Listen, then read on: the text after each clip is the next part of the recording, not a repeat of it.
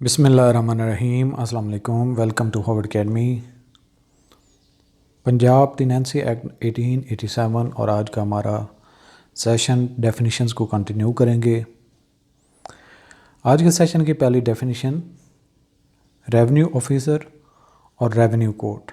तो दो चीज़ें हैं, एक तो रेवेन्यू कोर्ट है, जितने भी रेवेन्यू के मामलात होंगे वो एक कोर्ट डेजिग्नेटेड होती है जो भी इस तरह के सारे मामलात को देख सकती है, तो उसके पास ऑलरेडी उसको एम्पावर किया गया होता है। तो इससे मुराद वही कोर्ट है जो रेवेन्यू के मामलात को देख सके। इसके अलावा रेवेन्यू ऑफिसर को भी सम टाइम कोर्ट की अख्तियारात दे दिए जाते हैं। तो जब रेवेन्यू ऑफिसर के पास कोई ऐसे अख्तियारात हों और वो कोई इन्वेस्टिगेशन करे या किसी भी मामले को डिस्पोज ऑफ करे, तो उसको इसी हवाले से देखा जाएगा जैसे कि वो कोर्ट का डिसीजन है। सो रेवेन्यू ऑफिसर और रेवेन्यू कोर्ट, यानी कि इन दोनों को अलग से, रेवेन्यू ऑफिसर का अलग से भी एज ए रेवेन्यू जो अपनी वो ड्यूटीज़ सर अंजाम देता है, उसके लिए भी जो उसकी अपॉइंटमेंट होती है और उसको फर्दर एरिया डेलीगेट किया जाता है through notification in the official gazette. So दोनों की अपने अपने एक डेजिग्नेशन है और वही अपने काम कर सकते हैं, कोर्ट भी और ऑफिसर भी। In any provision of this act means a revenue officer or revenue court having authority under this act to discharge the functions of the revenue officer or revenue court as the case may be under that provision। कि revenue officer वाले काम करेगा और court जिसकी revenue के हवाले से वो मामलात को सेटल कर सकती है, उसको अख्तियारात दिए जाएंगे। अगली डेफिनेशन है जागीरदार। जागीरदार से मुराद होता है कि जो ज़मीन रखने वाला शख्स होता है, जिसकी पोजेशन होती है, पोजेशन नहीं बल्कि आप ऑनरशिप कहें, जो जागीरदार होता है उसकी अपनी ज़मीन होती है। तो includes any person other than a village servant, यानी कि जो उसमें काम करने वाले हैं वो तो उसको एक्सक्लूड कर दें। To whom the land revenue of any land by the government or by a servant of the state, यानी कि एक स्टेट का कोई एक पर्सन है या फिर गवर्नमेंट ने डेजिग्नेट कर दिया है जिसके जो उस ज़मीन का रेवेन्यू इकट्ठा करेगा, जो भी उससे आमदन होती है, तो यानी कि उसकी अगर मलकियत ज़मीन पर होगी तो ही वो उसके जो है वो रेवेन्यूज़ इकट्ठे कर सकता है। इसी तरह से लीज़ पे भी अगर किसी ने ज़मीन ली हुई तो उसको भी इसमें काउंट किया जा सकता है, इसको कहते हैं जागीरदार। इसके बाद है लीगल प्रैक्टिशनर। इससे मुराद है जो वकील होता है जो लीगली रेवेन्यू के मामलात के लिए अपना पेशा अख्तियार करके, तो जिसका भी रेवेन्यू के मामले में कोई भी मसला होता है तो कोर्ट के सामने किसी दूसरे शख्स को रिप्रेजेंट करता हो अपने डिग्री की वजह से, अपने इल्म की वजह से। तो और इसकी डेफिनेशन ऑलरेडी भी 1879 जो लीगल प्रैक्टिशनर्स के मुतालिक है उसमें डिफाइंड है। So means any legal practitioner within the meaning of the legal practitioner act 1879 except a Mukhtar.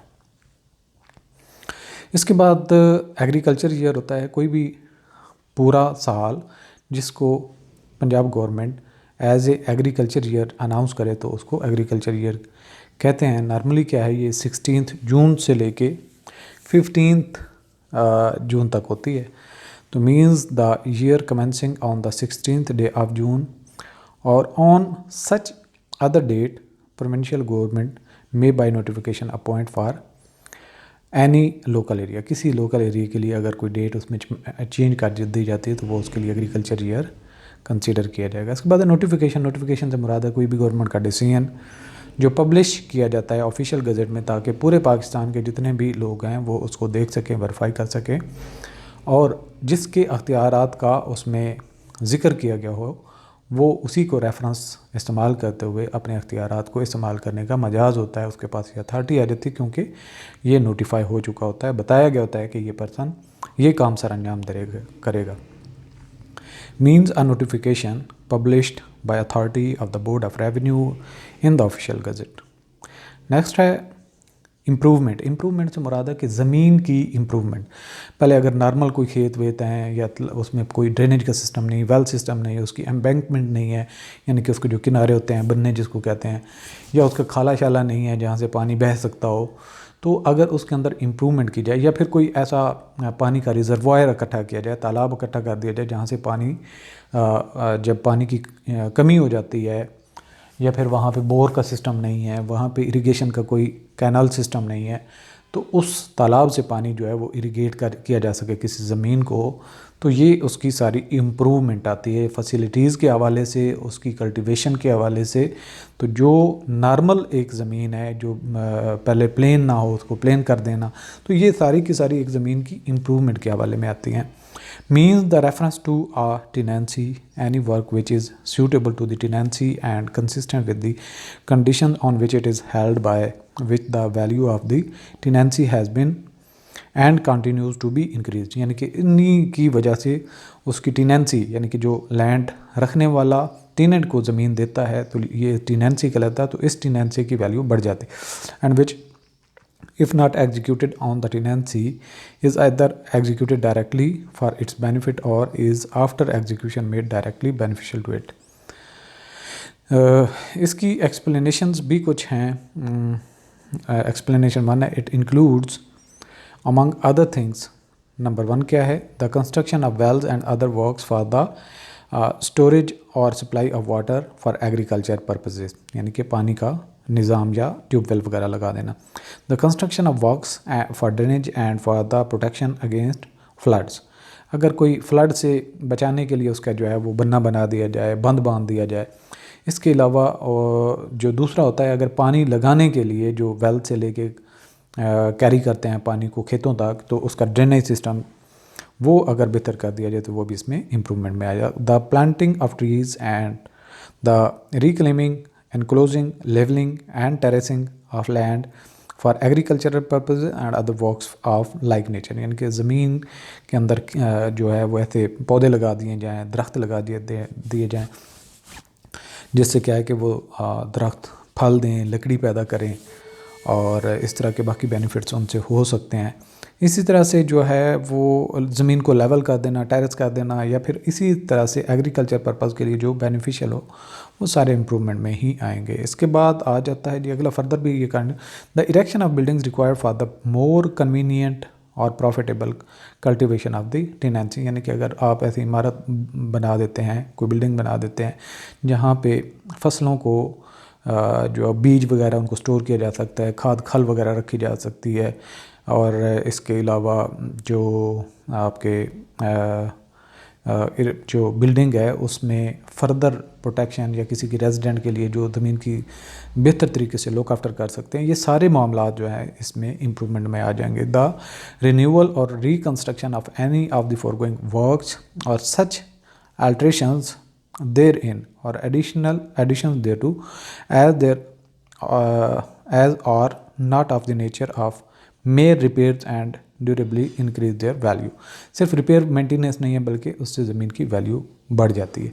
लेकिन अगर टेनेंसी का एग्रीमेंट हो गया उसके बाद खुद जो राहक है, जो मुजारे है, जो काम करता है, but it does not include such clearances, embankment यानी वो सफाई कर देता है, एम्बैंकमेंट कर देता है, लेवलिंग या इंक्लोजर कर देता है, temporary wells and water channel बना देता है as made by tenants in the ordinary cost of cultivation and without any special expenditure, कि उस पर बहुत ज़्यादा लागत नहीं आती, छोटी मोटी मेंटेनेंस वो खुद करता है, तो ये इम्प्रूवमेंट में नहीं आएगा। And any other benefits accruing to land from the ordinary operation of husbandry. इसके बाद अगली डेफिनेशन इसकी एक्सप्लेनेशन है कि कौन सा काम जो है उसमें नहीं शामिल होगा। A work which benefits several tenancies may be deemed to be with respect to each of them and improvement, कि यानी अगर एक ऐसा काम किया जाए जिससे बहुत सारे जो लैंडलॉर्ड्स हैं जो उनको फ़ायदा होता हो। इसके अलावा तीसरे नंबर पे जो एक्सप्लेनेशन अ वर्क एग्जीक्यूट, ये भी इसमें इम्प्रूवमेंट में आ जाएगा, जो इकट्ठा सब कर लेते हैं। Work executed by tenant is not an improvement, work which is beneficial to several intendant may be deem to be with respect to each of them an improvement, ये इम्प्रूवमेंट कंसिडर की जाएगी। और तीसरे नंबर पे जो improvement नहीं होगी, a work executed by a tenant is not an improvement if it substantially diminishes the value of any other part of his landlord's property, क्योंकि टेनेंट ने कोई ऐसा काम किया जिससे एक जगह की तो वैल्यू बढ़ गई लेकिन ज़मीन के दूसरे हिस्से का जो है वैल्यू डाउन होगी। लेट्स सपोज एक कहते हैं कि कोई सेम थूर थी एक जगह पे, तो उस जगह से उसको बेहतर करने के लिए साथ वाला उसका जो एक पहली थी उसका जो ज़मीन का टुकड़ा था उसमें से उसने मिट्टी काफ़ी सारी उठा के इधर डाल दी, अब वो नीचे चली गई। उससे क्या है कि एक जगह की वैल्यू बढ़ाने के लिए दूसरी की डाउन कर दी, तो ये भी इम्प्रूवमेंट में नहीं आता। सो आज के सेशन यहाँ पे एंड करते हैं और साथ ही क्विज़ की तरफ चलते हैं। जो इंपॉर्टेंट क्वेश्चंस यहाँ से आ सकते हैं, what does the term revenue officer refers to in the act. Option हमारे पास है government employ, a person appointed by villagers, an official with authority under the act, a land owner। so choose करना है आपने अपना option. Right option is C, an official with authority under the act. अगला question हमारा in the context of the act what is the definition of jagirdar. Option हमारे पास a village servant, a government official, land revenue collector, any receiving land revenue from the government. Option right option है D, anyone receiving land revenue from the government.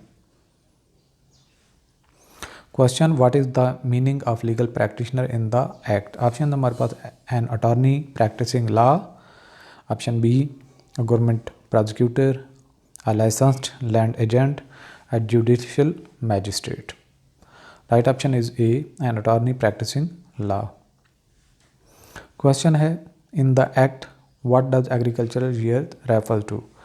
A year starting in June, a calendar year, a fiscal year, a year for crop rotation। right option is a year starting in June। Question है हमारा how is notification defined in the act. Option है हमारे पास a public announcement in newspaper, a statement made by revenue officer, a notice serve to land owners, a notification published by the board of revenue. Right option is D, a notification published by the Board of Revenue। Question है what is included in the definition of improvement in the act। Option हमारे पास every day maintenance work, land lots, property alterations, works that diminishes land value, water storage and drainage projects। right option is D, water storage and drainage projects। अगला हमारा question है in the context of the act what is not considered an improvement. Option हमारे पास construction of buildings, planting trees for cultivation, temporary wells for irrigation, clearance and embankments. Right option is C, temporary wells for irrigation. Question हमारा when might a work benefiting several tenancies be considered an improvement. Option हमारे पास if the benefits one tenancy only, if it's temporary improvement, if it's benefit multiple tenancies, if it's government projects, if it benefits multiple tenancies। अगला हमारा सवाल है in the act what does explanation 3 specify regarding tenant executed works। Option हमारे पास tenant executed works are always improvements, are never improvements, tenant executed work must benefit the landlord, tenant executed works may not diminish landlord's property value। right option is B, tenant executed works are never improvements। Question हमारा what does a work executed by a tenant not do to be considered an improvement। Option हमारे पास it must not require special expenditure, it must not affect the tenant's land, option C, it must not be directly beneficial to the tenant, option D, it must not diminish the value of the landlord property। right option is D, it must not diminish the value of the landlord's property।